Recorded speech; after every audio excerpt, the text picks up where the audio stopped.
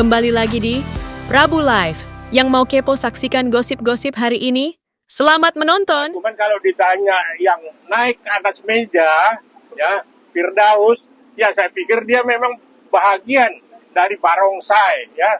Artinya dia aktif ini kan suasana Imlek, yang kemarin pun masih cap gome ya. Jadi si Firdaus ini terbawa Imlek, jadi merasa ada meja, dia mau jadi barongsai. Nah, seperti apa dia tidak menghormati pengadilan, ya silakan aja pengadilan mengambil sikap ya terhadap Firdaus. Tapi kalau Rasman dilaporkan saya dengar ke Polda oleh ketua pengadilan, ya nggak fair lah. Terus si Firdaus dipecat. Siang dia naik ke atas meja sebagai anggota barongsai, paginya dia dipecat oleh Kongres Advokat Indonesia. Itu juga nggak fair. Ini organisasi, dipanggil dulu, ditanya, diapain segala macam. Tidak main pecat aja. Kan organisasi advokat ini banyak. Akhirnya dia oleh organisasi advokat Ferrari, ya, dia dipecat dari KAI, dia menjadi ketua DPC advokat Ferrari. Itu Ferrari hebat loh. Itu Teguh Santoso di situ kan, yang ketua IPW kan. Nah, jadi saya pikir banyak yang pro ya kepada Rasman, kepada Firdaus ya. Jadi ini semua kembali lagi kepada majelis ya. Nah, kita selalu lawyer kita ya menghormati lembaga pengadilan. Tetapi kalau ada oknum hakim segala macam yang bolak-balik ditangkap oleh KPK, diperiksa oleh Kejaksaan Agung segala macam, bagaimana kita mau panggil yang mulia? Nah, inilah yang jadi memang paradoks ya. Di satu sisi kita panggil yang mulia, di satu sisi kok hakim bisa main mata dengan Hotman Paris. Kalau dari abang, versi abang sendiri seperti apa nih Bang? Kita punya penilaian, maksudnya abang juga sebagai advokat, ya kan? Seperti apa? Ya, kalau menurut saya bahwa fakta persidangan ribut itu sudah biasa. Jaksa ribut sama pengacara udah biasa. Banting-banting BAP itu udah biasa. Jadi, nah terus sikapnya Rasman mendatangi si Hotma, kalau saya lihat dari video yang beredar, itu tidak ada, dari si Rasman datang kepada Hotma Paris, saya lihat dalam video itu kan tidak ada tidak ada bahasa tubuh mau memukul, tidak ada. Dan kedua, walaupun videonya itu dari belakang yang beredar ya, itu tidak ada tangkisan dari Hotman Paris. Nah, sehingga kalau ada asumsi atau tafsiran bahwa si Rasman mau pukul, saya pikir enggak. Karena kalau kita sebagai pengacara, sebagai laki-laki, kalau mau pukul itu dia tidak berjalan pelan-pelan, datang langsung gebuk. Tidak ada ajak bicara lagi, langsung gebuk itu. Apalagi posisi dia sudah terdakwa. Ya, pasti emosinya ke bawah. Tapi saya lihat si Rasman masih terkontrol. Nah, sehingga lalu dibuat opini yang seolah-olah Rasman terpojok. Ya, bagi saya hakim bisa menilai. Ya. Yang kedua, mengenai salah satu advokat yang naik meja, bagi saya mesti dipanggil dulu, diklarifikasi, ditanya kenapa kamu naik meja. Karena video itu tidak 360 derajat. Kenapa sampai dia lompat itu kan tidak pernah kelihatan secara utuh. Yang tahu-tahu dia udah di atas meja kan.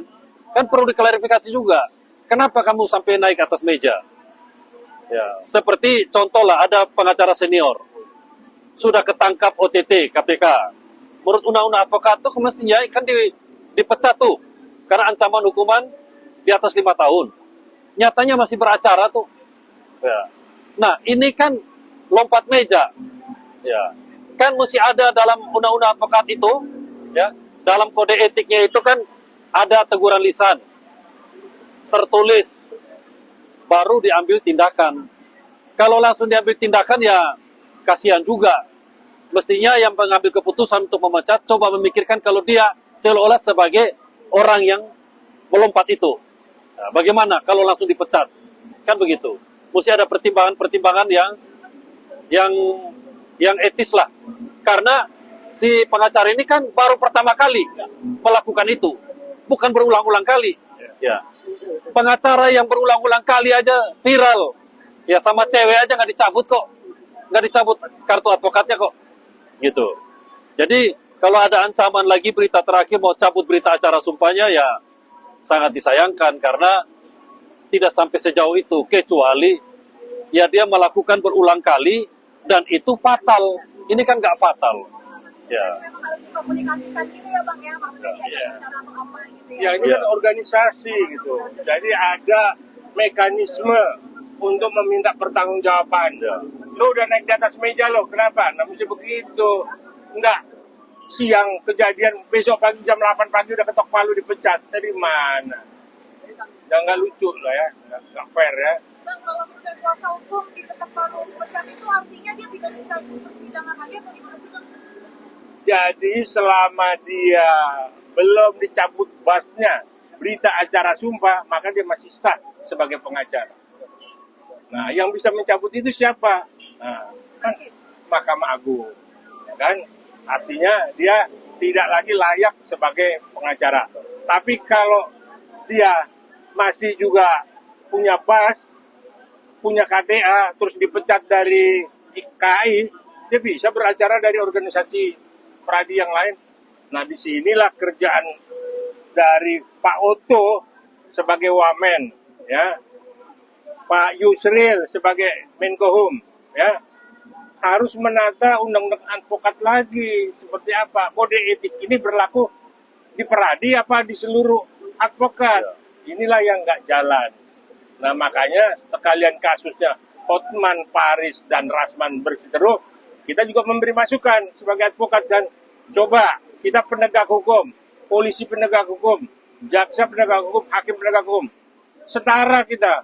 Tapi jangan advokat dijadikan warga kelas 2. Kita kan ini alatnya hakim, alatnya polisi, alatnya jaksa untuk usaha bagaimana mereka mendapat sesuatu. Ini yang tidak fair. Maka saya bilang mafia peradilan itu ya berangkatnya itu dari peradilan, dari pengadilan. Nanti dulu dong. Jadi saran saya ya, supaya memang Rasman dengan Hotman Paris dimediasi lah, dipanggil duduk. Ini bukan hal-hal yang memang masalah besar ya. Ini masalah kecil, masalah pencemaran nama baik. Kenapa mesti digoreng-goreng? Nah, ini kan salah satu tukang gorengnya media.